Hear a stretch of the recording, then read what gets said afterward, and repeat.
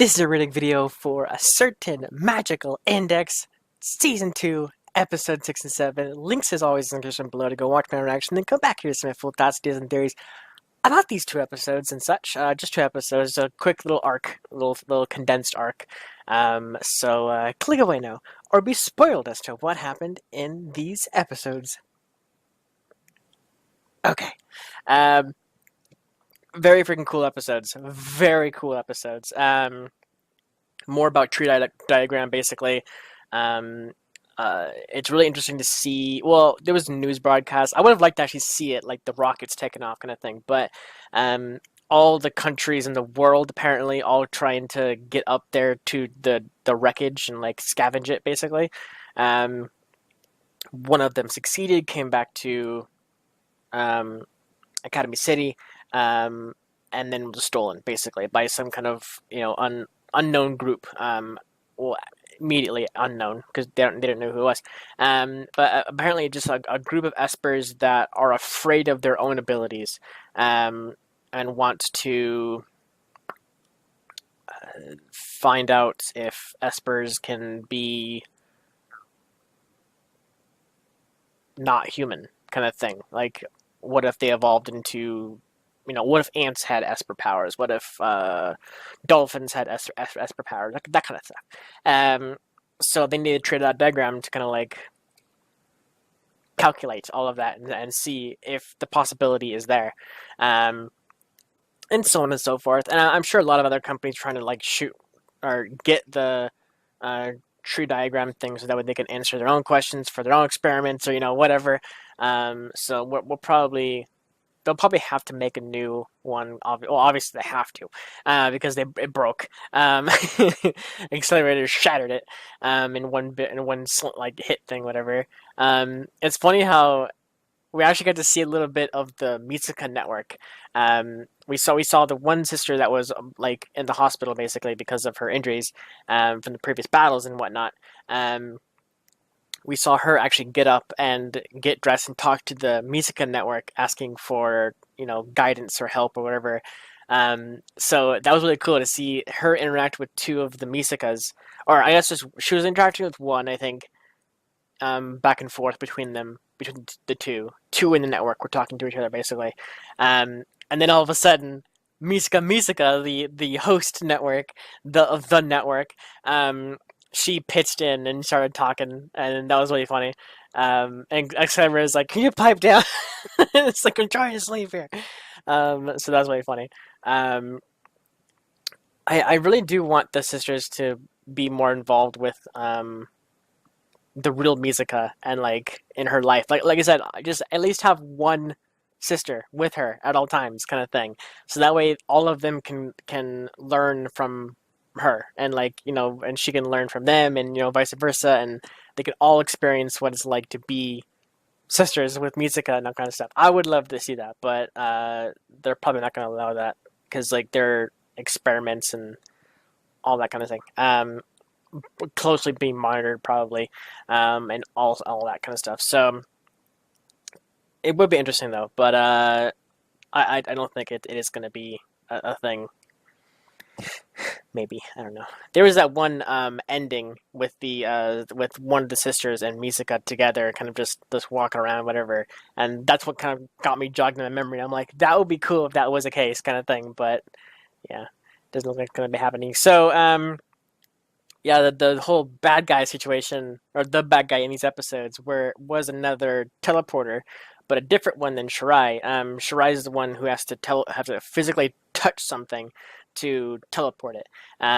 This girl can just like with the wave of her hand or whatever object she has in her hand, I guess she can just like not even touch it. She can just like look at something or whatever, and all of a sudden the object teleports. She can teleport herself as well, but she's hesitant on it, and it's like traumatic for her whenever she teleports, because she's always like super freaking nervous if she's going to teleport into a wall or whatever. The calculations are like in her head are like going haywire, trying to make sure she's not going to kill herself like teleporting. But Shirai and her went at it twice. But the first time was pretty one sided because Shirai didn't know how to fight her kind of thing. The second time it was pretty like back and forth, back and forth, back and forth. Then Shirai got shot, um, which it looks like she's good. It didn't look like it hit anything vital, the gunshot, anyways, because she was standing up and with the bandages all over her and everything. So um, seems like she's gonna be okay, which is good. Having her die like would just break Misaka. Like she would just like lose it. We saw her actually like interact with the teleporter when she was going up against her. With the people that she's like the girl spawned a bunch of her minions in front of her, like you're gonna hurt all these civilians kind of thing, like acting like they're part of the city and not her group, which all of them were, I guess. um I'm really interested to see if the railgun side of the story actually picks up the missing bits that we didn't see in these, like the whole preventing traffic, like, or stopping traffic so that way the goons have to go on foot and then that kind of thing. Um, and how that occurred, something like that, like her whole mindset and like what she's thinking in her head. Like I would love to see that in Railgun for sure. Um, but yeah, we'll just have to wait and see, really. Really cool group episodes. It's good that Tree Garden. Wait, what? My mind is now like yelling at me that's wrong. Whatever, the supercomputer in space. Um, Now that's gone, and Misaka can sleep soundly now that the experiments are not going to happen. Maybe. Um, Hopefully not, anyways. The sisters are safe and so on and so forth. So I don't know. We'll just have to wait and see for sure. But really fun group episodes. A lot of really cool bits. Accelerator actually coming out and having Misaka as a calculator for him was really clever because she and herself is a network like of like a thousand whatever minds all interconnected, so she can process a lot of things. So that's really cool that he has like a little camera on his neck like pointing that way, so that way she can like Misaka can like look out and like calculate things for him, um, which is really really interesting. I'm wondering if so the Misaka network, or one of the Misakas, I should say, the one that was hurt, the the oldest clone, if you can think about it that way. Well, I guess Misaka is the oldest one, but it doesn't matter. The oldest sister, she the one that was like wounded and sort of that, she wanted to help, and then the other ones were kind of like, "Are you sure you want to do this? Because you're injured and that kind of thing." And she's like, "Yes, I want to do this." Just like confirming that she has permission to do it, and then like they're all like, "Yes, you have permission," or whatever. So they all had this big like plan.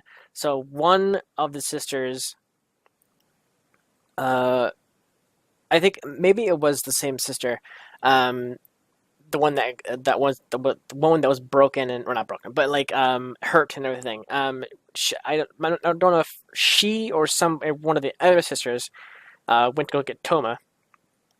Um, but regardless, they got Toma involved, uh, and had his help and everything. He was badass in it. Um, then Misaka got Accelerator involved, um, like on the down low kind of thing, because I don't think like Toma knew about nothing. Like nobody knew about like this was gonna happen. Like Accelerator showing up to destroy the Tree Garden motherboard thing or whatever, because nobody knew about it. It was just Accelerator and Misaka. So it was really interesting to see that side of things and everything.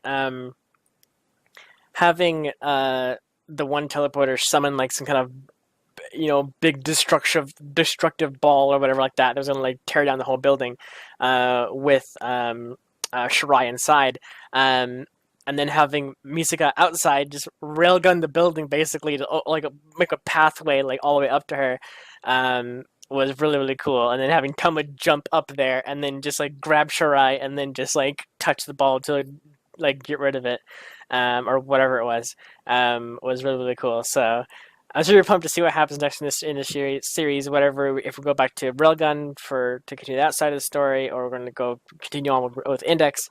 Who knows? I'm excited either way. So thank you so much for watching, and I'll see you guys next week for some more Railgun / Index. Take care, buddy.